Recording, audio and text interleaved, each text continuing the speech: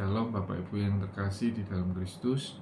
Dalam kesempatan kali ini renungan diambil dari kitab Zakaria pasal yang ke-13. Saya akan membacakan ayat 1 dan ayat 2. Ayat 1, pada waktu itu akan terbuka suatu sumber bagi keluarga Daud dan bagi penduduk Yerusalem untuk membasuh dosa dan kecemaran.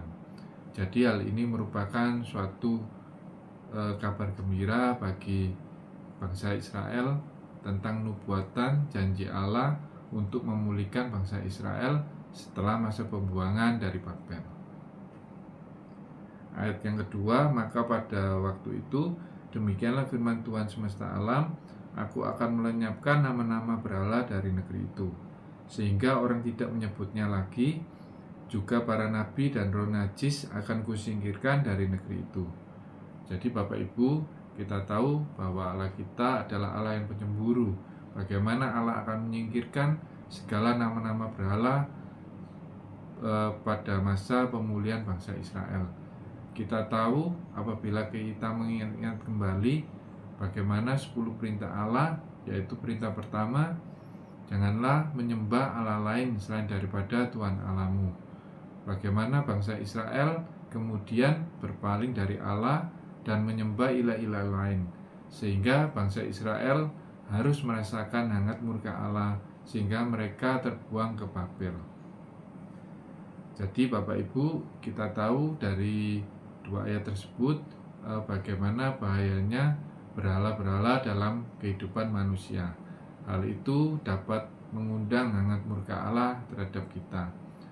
Mungkin kita sebagai orang percaya pada zaman sekarang, kita tidak lagi menyebutkan nama-nama berhala ataupun terlibat dalam ritual-ritual paganisme.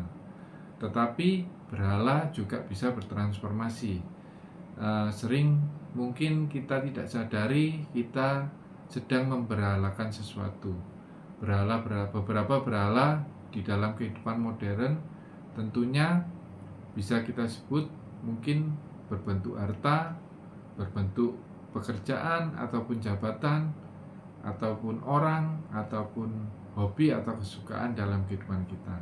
Jadi segala sesuatu yang dapat menggeser posisi Tuhan dalam hidup kita, menjadikan Tuhan yang harusnya menjadi utama menjadi tidak terutama lagi dalam kehidupan kita.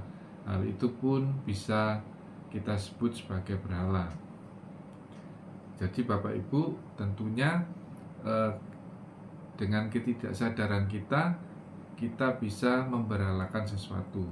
Oleh karena itu kita harus selalu tetap waspada, terus berdoa, memohon bagaimana Roh Kudus membimbing kita untuk menyadarkan kita apabila kita sedang memberhalakan sesuatu, sehingga kita dapat terbebas dari hangat murka Allah dalam kehidupan kita. Demikian renungan kita kali ini. Shalom dan Tuhan Yesus memberkati.